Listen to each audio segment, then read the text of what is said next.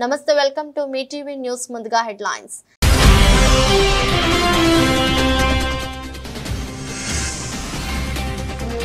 నేడు 25వ కార్గిల్ విజయ్ దివస్ ద్రాస్ సెక్టార్ లో జరిగిన కార్యక్రమంలో పాల్గొన్న ప్రధాని మోదీ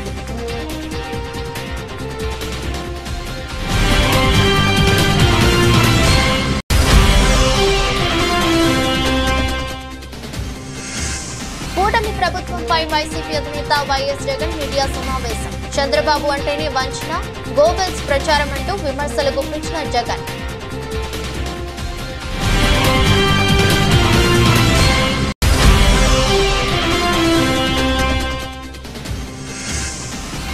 ఆగస్టు 2 వరకు గడువు ఇస్తాం లేదంటే 50,000 మంది రైతులతో వచ్చి పంప్ హౌస్లు ఆన్ చేస్తామంటూ కేటీఆర్ హెచ్చరిక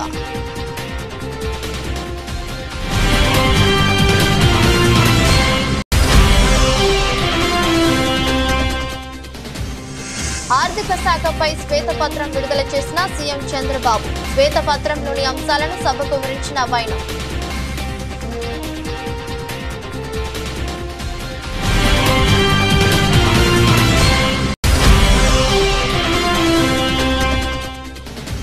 మేమంతా ఒకవైపు ప్రపంచం ఒకవైపు హార్దిక్ పాండ్యా కాంట్రవర్సీపై బుమ్రా స్పందన పాపులర్ క్రీడల్లో భాగమైన వారికి ఈ పరిస్థితి తప్పదని వ్యాఖ్య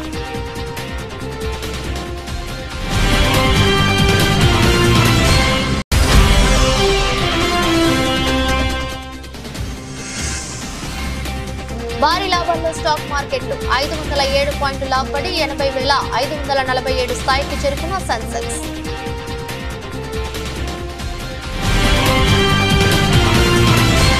నేడు 25వ కార్గిల్ విజయ్ దివస్ సందర్భంగా ప్రధాని నరేంద్ర మోదీ లడక్ లోని ద్రాస్ సెక్టార్ లో నిర్వహించిన ఓ కార్యక్రమంలో పాల్గొన్నారు. కార్గిల్ అమరవీరులకు ఘనంగా నివాళులర్పించారు. ఈ సందర్భంగా ఆయన ప్రసంగిస్తూ నాడు కార్గిల్ యుద్ధ సమయంలో ఓ సామాన్యుల సైనికుల మధ్య ఉన్నానని వెల్లడించారు. దేశం కోసం సైనికులు చేసిన విరోచిత పోరాటం తన మధ్యలో నిలిచిపోయిందని, లడక్ కార్గిల్ యుద్ధానికి సాక్షిగా నిలుస్తోంది. అమరవీరుల త్యాగాలకు గుర్తుగా జూలై 26వ తేదీన కార్గిల్ విజయ్ దివస్ గా జరుపుకుంటున్నాం. దేశం కోసం సైనికులు చేసిన త్యాగాలు చరిత్రలో నిలిచిపోతాయి. దేశం కోసం ప్రాణాలు పణంగా పెట్టిన సైనికులు చిరకాలం గుర్తుండిపోతారు. వీర సైనికుల త్యాగాలకు దేశం ఎప్పటికీ రుణపడి ఉంటుంది. కార్గిల్ విజయం ఏ ప్రభుత్వానిది కాదు, ఏ ఒక్క దళానికో చెందినది కాదు. కార్గిల్ విజయం దేశానిది. आज की वैश्विक परिस्थितियां पहले से अलग है, इसलिए हमारी सेनाओं को हथियारों और उपकरणों के साथ साथ कार्यशैली और व्यवस्थाओं में भी आधुनिक होना चाहिए. इसलिए देश दशकों से डिफेंस सेक्टर में बड़े रिफॉर्म्स की जरूरत महसूस करता रहा था. सेना स्वयं वर्षों से इसकी मांग कर रही थी, लेकिन दुर्भाग्य से पहले इसे उतना महत्व नहीं दिया गया. बीते 10 वर्षों में हमने डिफेंस रिफॉर्म्स को रक्षा क्षेत्र की पहली प्राथमिकता बनाया है. इन रिफॉर्म्स के कारण आज हमारी सेनाएं ज्यादा सक्षम हुई हैं, ఆత్మనిర్భర్ హో రహీ హై. ఏపీ సీఎం చంద్రబాబు నేడు అసెంబ్లీలో ఆర్థిక శాఖపై శ్వేతపత్రం విడుదల చేశారు. ఈ సందర్భంగా శ్వేతపత్రంలోని అంశాలను ఆయన సభకు వివరించారు. నాడు విభజన సమయంలో ఏపీకి పన్నుల రూపేణా అందిన ఆదాయం 46% అని వెల్లడించారు. అదే సమయంలో 58% జనాభా ఉంది. అక్కడి నుంచే సమస్యలు ప్రారంభమయ్యాయని, ఆస్తులు హైదరాబాద్ లో ఉండిపోయాయని వివరించారు. విభజన చట్టంలోని షెడ్యూల్ 9, 10లోని అంశాలు ఇప్పటికీ పరిష్కారం చేయలేకపోయామని చంద్రబాబు చెప్పారు. ఈ రోజు ఇక్కడ మీరు చూసే అధ్యక్ష పర్ క్యాపిటా డెట్ అంటే తలసరి అప్పు ప్రతి ఒక్కరి తల మీద 74,790 రూపాయల నుంచి 1,44,336 రూపాయలు పెరిగింది. డబుల్ అయిపోయే పరిస్థితి వచ్చే డబుల్ పైన దగ్గర. ఇంకో పక్కన ఆదాయం 13.2% అంత మునుపుంటే అది 9.5% తగ్గింది. ఆదాయం తగ్గింది, అప్పు పెరిగింది. తలసరి ఆదాయం తగ్గింది, తలసరి అప్పు పెరిగింది. అంటే డీబీటీ ఏమైంది? ఎక్కడ కొట్టుకోబోయింది? ఎందుకు అప్పు చేశారు? పేదవాడికి ఉపయోగపడే కార్యక్రమాలు చేయలేదని చాలా స్పష్టంగా అర్థమవుతున్న దిశ. అదే నెక్స్ట్ కూడా చార్ట్లో చూపించాం. 74,000 నుంచి 1,40,000 అప్పు 13.2% నుంచి 9.5% వరకు ఆదాయం తగ్గిపోయే పరిస్థితి వచ్చింది. తమది రైతు ప్రభుత్వం అనడానికి నిదర్శనం రాష్ట్ర బడ్జెట్ లో 72,659 కోట్ల రూపాయలు వ్యవసాయ రంగానికి కేటాయించడమే నిదర్శనమని రోడ్లు భవనాల శాఖ మంత్రి కోమటిరెడ్డి వెంకటరెడ్డి అన్నారు. రాష్ట్ర బడ్జెట్ పై శుక్రవారం నల్గొండలోని తన క్యాంపు కార్యాలయంలో మీడియాతో మాట్లాడారు. రుణమాఫీకి 31 కోట్ల రూపాయలు కేటాయించామన్నారు. దక్షిణ తెలంగాణలోని ప్రాజెక్టుల పూర్తికి పెద్ద ఎత్తున నిధులు కేటాయించినట్లు మంత్రి తెలిపారు. ఆయన చీల్చి చెండాడుతున్నాడు. అందుకనే ప్రజలకు విజ్ఞప్తి చేస్తున్నాం, మా బడ్జెట్ చూడండి, కేసీఆర్ గారు మాట్లాడిన మాటలు చూడండి. ఇవాళ ఇంకా వారం రోజులలో 1,00,000 చేస్తున్నాం. ఆగస్టు 15కు 2 లక్షల లోపు చేస్తున్నాం. మిగిలిన అన్ని పథకాలు కూడా ఒక్కొక్కటి రైతు కూలీలకు ఇచ్చే 12,000 కూడా త్వరలో ఇంప్లిమెంట్ చేస్తామని చెప్పి మా ఫైనాన్స్ మినిస్టర్ గారు ప్రసంగంలో చెప్పింది.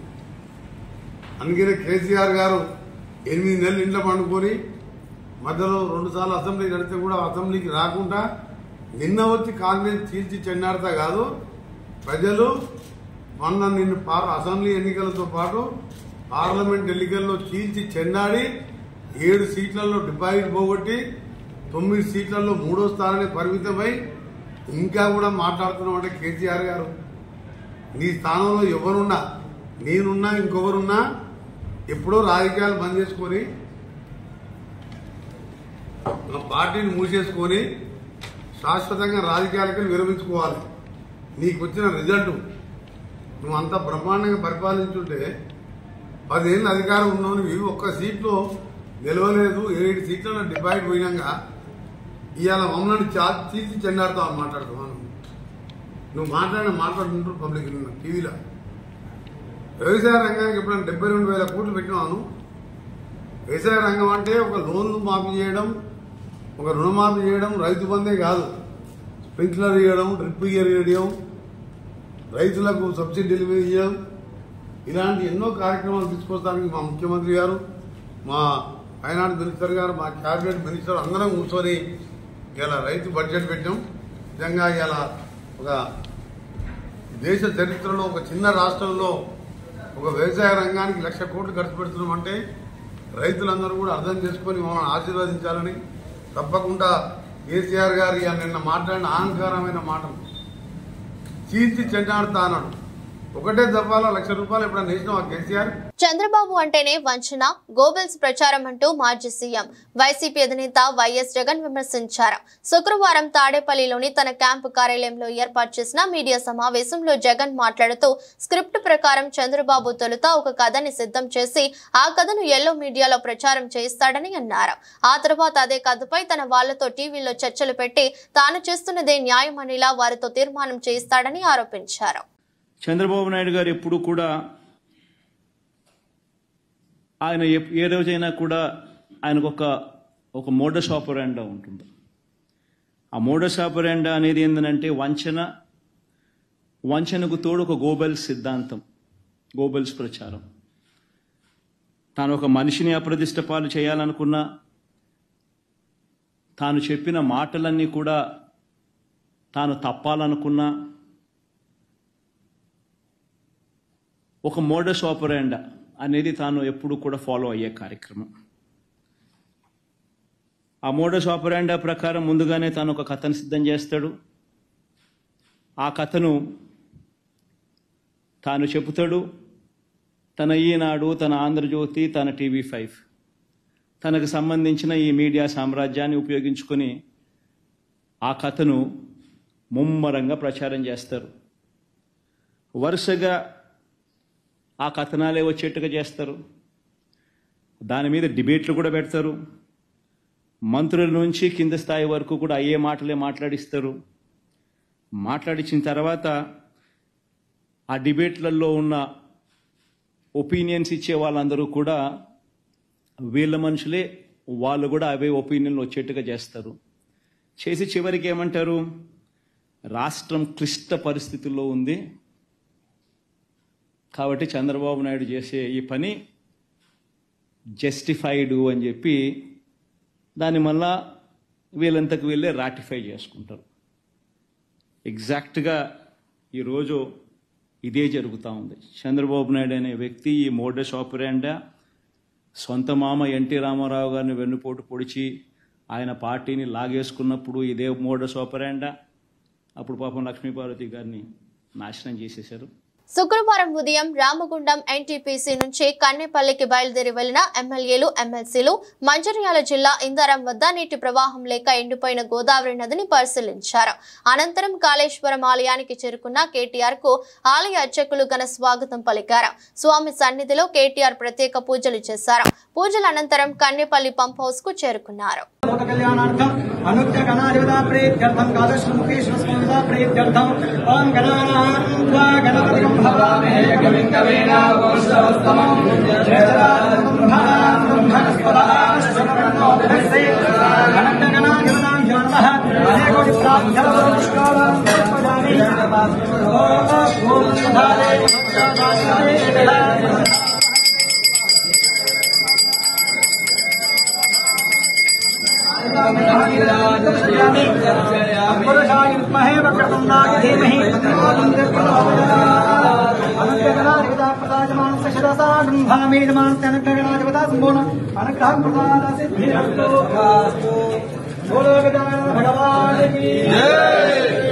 వచ్చే నెల 2వ తేదీలోపు కాళేశ్వరం పరిధిలోని జలాశయాల్లో నీటిని నింపాలని BRS working president KTR demand చేశారు. ప్రభుత్వం స్పందించకుంటే 50,000 మంది రైతులతో వచ్చి తామే పంప్ హౌస్లు ఆన్ చేస్తామని హెచ్చరించారు. తెలంగాణ బీడు భూములను నీళ్లు అందిస్తామని స్పష్టం చేశారు. రాజకీయాల కోసం ప్రజలు రైతులను ఇబ్బందులు పెట్టొద్దన్నారు. కేవలం రాజకీయ కక్షతో కేసీఆర్ ను బద్నాం చేయాలని పంపులను ఆన్ చేయడం లేదని విమర్శించారు. అసెంబ్లీ సమావేశాల్లోపు కాళేశ్వరం పంప్ హౌస్లు ఆన్ చేయాలన్నారు. బీఆర్ఎస్ ఎమ్మెల్యేలు, ఎమ్మెల్సీలతో కలిసి కన్నెపల్లి లక్ష్మీ పంప్ హౌస్ ను కేటీఆర్ పరిశీలించారు. అనంతరం మాట్లాడుతూ కాళేశ్వరం ప్రాజెక్టు తెలంగాణ కల్పతరువన్నారు. కేసీఆర్ ఆదేశాల మేరకు బీఆర్ఎస్ ప్రజా ప్రతినిధులం ప్రాజెక్టును పరిశీలించామని తెలిపారు. ఒకటే, ఈ పంపులు వెంటనే ఆన్ చేయండి. మీరు అనవసరంగా రాజకీయాల జోలికి పోయి రాజకీయంగా కేసీఆర్ గారిని బదనాం చేయాలనే ఒక చిల్లర ప్రయత్నం ఏదైతే మీరు చేస్తున్నారో ఇప్పటికే అవన్నీ కొట్టుకపోయినాయి గోదావరి వరదలో. ఇవాళ మీరేమైతే అడ్డమైన మాటలు మాట్లాడినరో అవన్నీ తప్పుడు ప్రచారాలని చెప్పి ప్రజలకు అర్థమైపోయింది. అందుకే మేము అనేది, మీరు చేస్తారా పంప్ హౌజు చాలు చేస్తారా చెయ్యరా తేల్చి చెప్పండి. మీకు అసెంబ్లీ సమావేశాలు ముగిసేదాకా ఈ ప్రభుత్వానికి మేము గడువు ఇస్తున్నాం. ఆగస్టు 2కు అసెంబ్లీ సమావేశాలు ముగుస్తా ఉన్నాయి. అప్పటిదాకా ఈ ప్రభుత్వానికి, ఎందుకంటే మేము కూడా అందరం హౌజ్లో నిలదీస్తాం, రైతుల పక్షాన ప్రభుత్వాన్ని అడుగుతాం, ఎందుకు చాలు చేస్తలేరు మీరు, అవసరమైతే ప్రత్యేక చర్చ పెట్టండి. లక్షలాది ఎకరాలకు సంబంధించిన ఎకరాలకు ఆయకట్టు నీళ్ళిచ్చే ప్రాజెక్ట్ ఇది. అట్లాంటి ప్రాజెక్టును మీరు ఎందుకు ఈ రకంగా రాజకీయ కక్షతో ఎండబెడుతున్నారు, రైతులను ఎందుకు ఇబ్బంది పెడుతున్నారు, ప్రజలను ఎందుకు హింసిస్తున్నారని తప్పకుండా అసెంబ్లీలో నిలదీస్తాం. ఆగస్టు 2 దాకా వేచి చూస్తాం.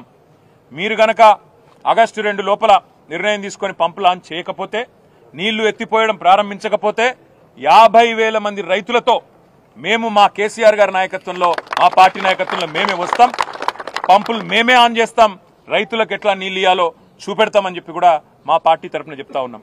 ఇంత అద్భుతమైన సిస్టమ్ రూపొందించాలంటే మరొకరికి సాధ్యం కాదు.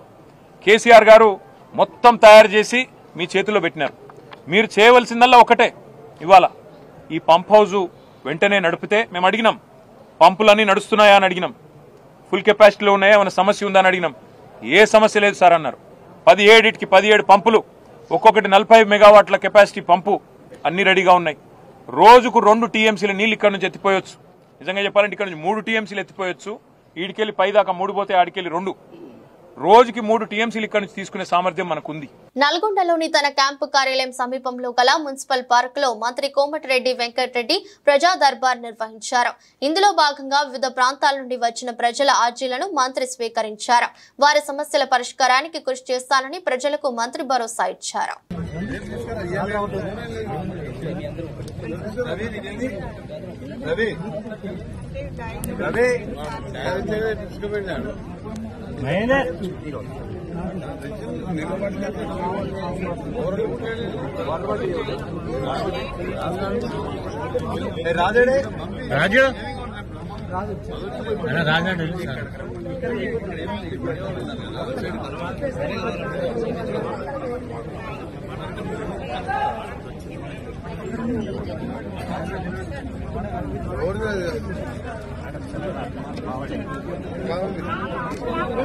వికారాబాద్ జిల్లా తాండూరు మాజీ శాసనసభ్యులు పైలట్ రోహిత్ రెడ్డి మాట్లాడుతూ రోడ్ల మరమ్మతు విషయంలో అధికారులు నిర్లక్ష్యం వహిస్తున్నారని అన్నారు.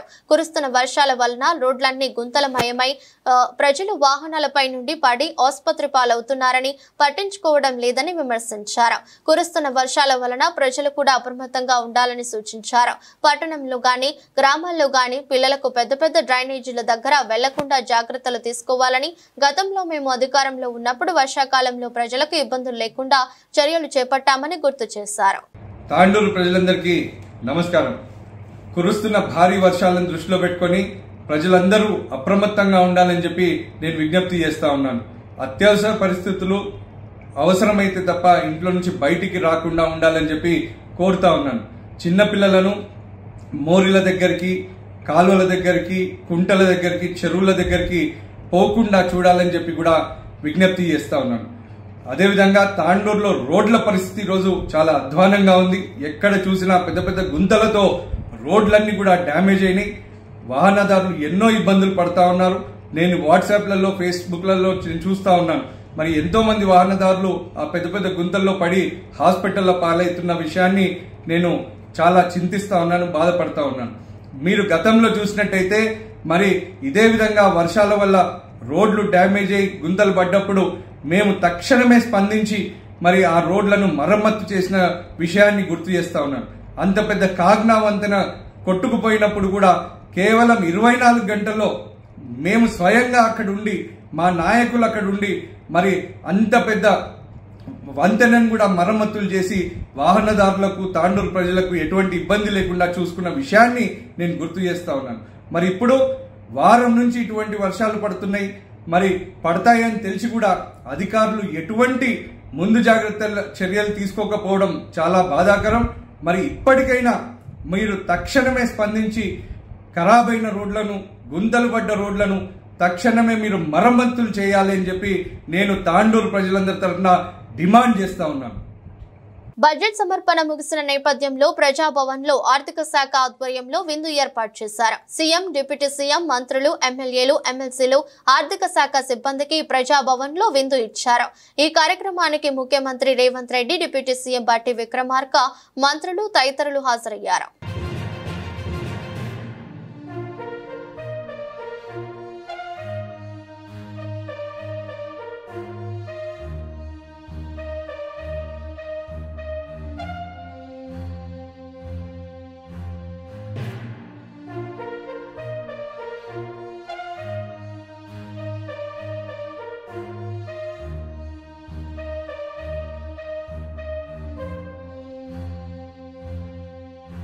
నంద్యాల జిల్లా ఆత్మకూరు పట్నం గౌడ్ సెంటర్ నందు కార్గిల్ అమరవీరుల దినోత్సవం ఘనంగా నిర్వహించారు. ఈ సందర్భంగా ఆత్మకూరు మాజీ సైనికులు సంఘం ఆధ్వర్యంలో president Prabhakar Shetty, vice president Subbaiah, general secretary MD Rafiq మరియు మాజీ సైనికులు పాల్గొని విధి నిర్వహణలో అత్యున్నత త్యాగం చేసిన కార్గిల్ అమరవీరులకు 2 నిమిషాల మౌనం పాటించి జోహార్లు అర్పించారు. కార్గిల్ అమరవీరులకు జోహార్లు, జై భారత్ మాతా, జై జై భారత్ మాతా అంటూ నినాదాలు చేస్తూ గౌడ్ సెంటర్ నుంచి మార్కెట్ యార్డ్ వరకు ర్యాలీ నిర్వహించారు. 25 సంవత్సరాలు పూర్తి చేసుకున్నాము.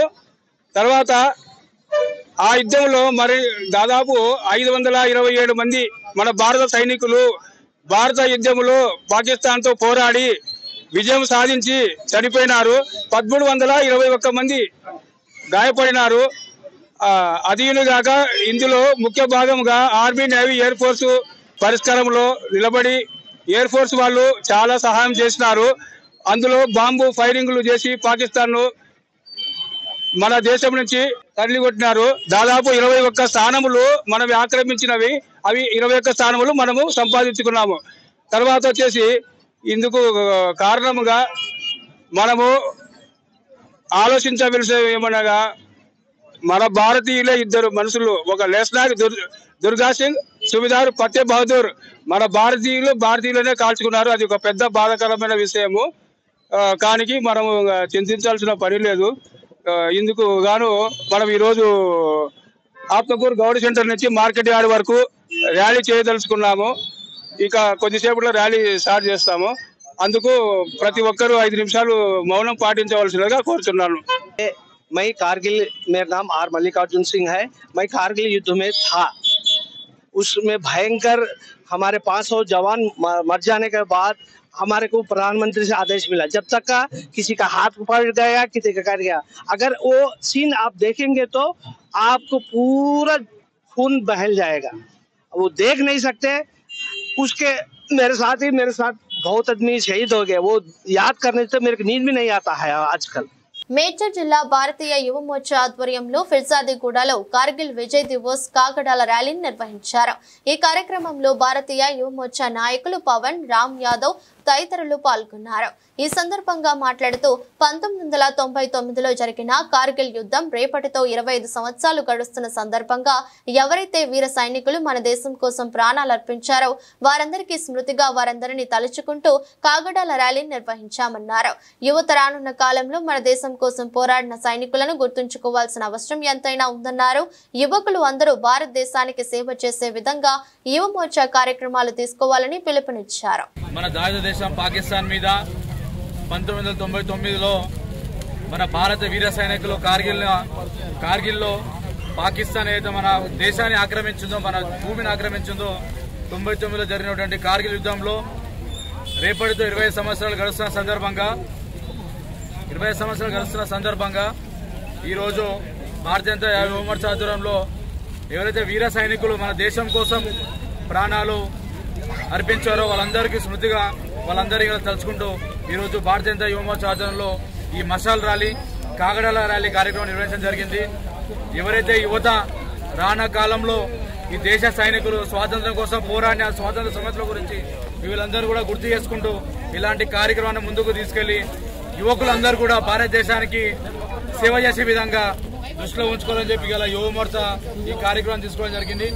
అదేవిధంగా ఈ రోజు రేపు మన దేశం కోసం ప్రాణాల మీద సైనికుల కుటుంబాలకు వాళ్ళందరూ కూడా యువ మోర్చా తరఫున పెద్ద ఎత్తున సన్మాన కార్యక్రమం, వాళ్ళందరూ కూడా ఈ దేశం కోసం ప్రాణాల మీద సైనికులకు మనందరం కూడా అండగా ఉండాలి, వాళ్ళ కోసం మనందరం కూడా పట్టించుకోవాలనే ఉద్దేశంతో ఈ కార్యక్రమం నిర్వహించడం జరుగుతుంది. రేపు కూడా నాగారంలో పెద్ద ఎత్తున ఎవరైతే కార్గిల్లో పాల్గొన్న సైనికుల కుటుంబాలందరూ కూడా పిలిచి మన సన్మాన కార్యక్రమం పెట్టి ఈ దేశానికి నరేంద్ర మోడీ గారు సైనికులకు ఇస్తున్న ఇంపార్టెన్స్ గురించి, సైనికుల కోసం చేస్తున్న వాటి గురించి కూడా చెప్పడం జరుగుతుంది. ఏదైతే సెంట్రల్ గవర్నమెంట్ మనకు అగ్నిపథ్ ఒక పథకం తీసుకొచ్చిందో, అగ్నివీర్ ద్వారా అందరూ కూడా యువకులు కూడా దాదాపు 3-4 ఏళ్లు దేశానికి సేవ అందించే విధంగా ఒక పథకం తీసుకొచ్చింది. యువత అందరూ కూడా ఆ పథకంలో జాయిన్ అయిపోయి అందరూ కూడా దేశానికి సేవ చేయాలని చెప్పి కోరుకుంటూ సెలవు తీసుకుంటాను. త్రిబుల్ కొండపోచమ్మ కాల్వలో భూములు కోల్పోతున్న నిర్వాసితులకు న్యాయం చేయాలని సిపిఎం పార్టీ జిల్లా కార్యదర్శి ఏ మల్లేశం డిమాండ్ చేశారు. శుక్రవారం నర్సాపూర్ చౌరస్తాలో రైతులు 15 రోజులుగా రిలే నిరాహార దీక్షలు చేస్తున్న రైతులకు మద్దతు తెలిపి వారు మాట్లాడుతూ ప్రభుత్వం అధికారులు స్పందించకపోవడం సరైన వైఖరి కాదని మండిపడ్డారు. బహిరంగ మార్కెట్లో భూములకు లక్షల రూపాయలు పలుకుతున్న ప్రభుత్వం పరిహారం ఎంతో చేస్తారో చెప్పకుండా త్రిబుల్ కొండపోచమ్మ సర్వేలు నిర్వహిస్తూ రైతులను భయభ్రాంతులకు గురిచేయడం సరైంది కాదని మండిపడ్డారు. హైదరాబాద్ కు కూతవేటు దూరంలో ఉన్న నర్సాపూర్ ప్రాంత రైతులు భూములు కోల్పోవడం అంటే తీవ్రమైన నష్టమే అంటూ గుర్తు చేశారు. కొండపోచమ్మ సాగరు కాలువ పేరుతోని 3 మండలాల పరిధిలో మెదక్ జిల్లాలో రైతులు పెద్ద ఎత్తున భూములు కోల్పోతున్నారు. మరి ఈ ప్రాంత రైతుల యొక్క పరిస్థితి ఆగమ్య గోచరంగా తయారైంది. ముఖ్యంగా ఈ మండలాల పరిధిలో ఉన్నటువంటి భూములు త్రిబుల్ పేరుతోని కొన్ని భూములు, సింగూరు కాలువ పేరుతోని కొన్ని భూములు, ఇవాళ పిల్ల కాలువల పేరుతోని కొన్ని భూములు పోవడం ద్వారా కొంతమంది రైతులు పూర్తిగా ఏమీ లేని రైతులుగా మారిపోయేటువంటి పరిస్థితి ఉన్నది. దీనికి నిరసనగా గత 15 రోజులుగా నిరాహారదీక్ష చేస్తున్నప్పటికీ ఈ ప్రభుత్వం కనీసం పట్టించుకున్నటువంటి పరిస్థితి లేదు.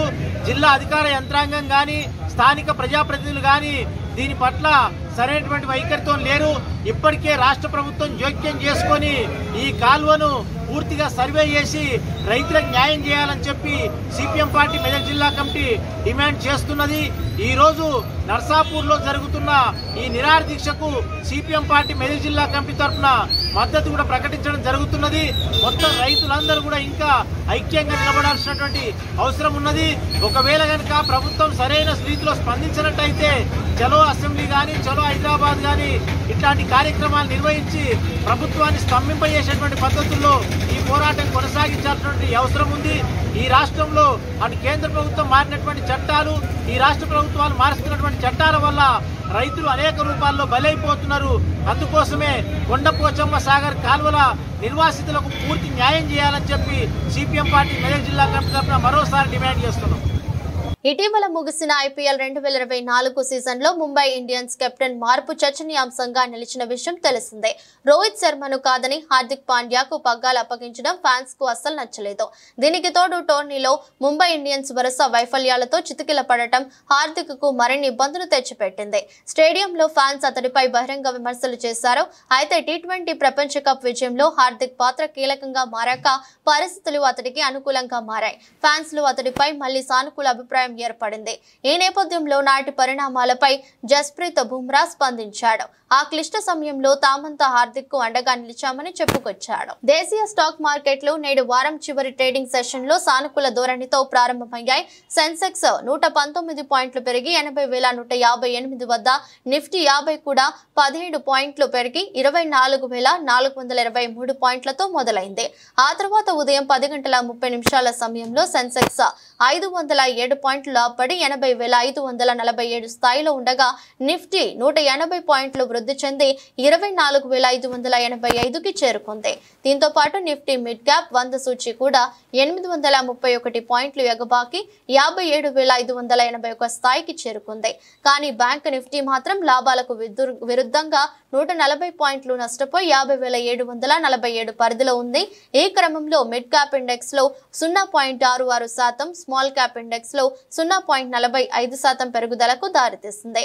ఈ క్రమంలోనే ప్రస్తుతం Bharti Airtel, Divi's labs, Shriram finance, LTI, Mindtree, Infosys కంపెనీల స్టాక్స్ టాప్ 5 లాభాల్లో ఉండగా, tech Mahindra, HDFC bank, Tata consumers, ONGC, Nestle సంస్థల స్టాక్స్ టాప్ 5 నష్టాల్లో ఉన్నాయి.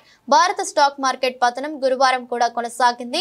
గ్లోబల్ మార్కెట్ లో బలహీనమైన ట్రెండ్ తో ఇన్వెస్టర్లు మెటల్, బ్యాంకింగ్, ఫైనాన్షియల్ స్టాక్లను విక్రయించారు. సెక్యూరిటీల లావాదేవీల పన్ను, స్వల్పకాలిక మూలధన లాభాల పన్ను పెరుగుదల తర్వాత భారీగా విదేశీ నిధుల ప్రవాహం మార్కెట్ సెంటిమెంట్ ను ప్రతికూలంగా ప్రభావితం చేసింది. వార్తలు ముగించే ముందు మరోసారి హెడ్లైన్స్.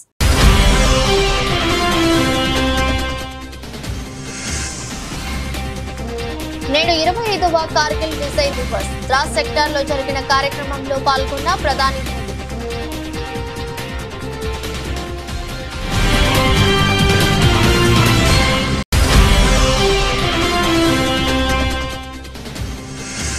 కూటమి ప్రభుత్వంపై వైసీపీ అధినేత వైఎస్ జగన్ మీడియా సమావేశం. చంద్రబాబు అంటేనే వంచన, గోబెల్స్ ప్రచారం అంటూ విమర్శలు గుప్పించిన జగన్.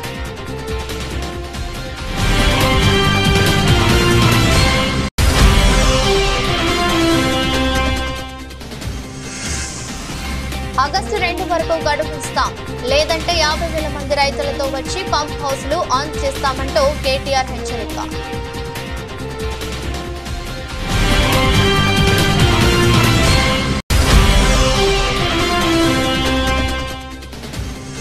ఆర్థిక శాఖపై శ్వేతపత్రం విడుదల చేసిన సీఎం చంద్రబాబు. శ్వేతపత్రంలోని అంశాలను సభకు వివరించిన వైనం.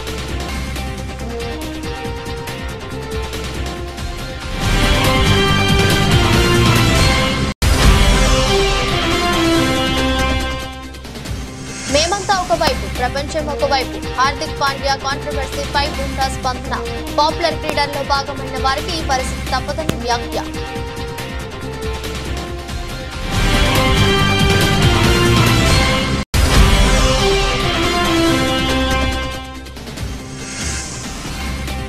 భారీ లాభాల్లో స్టాక్ మార్కెట్లు 507 పాయింట్లు లాభపడి 80,547 స్థాయికి చేరుకున్న సెన్సెక్స్.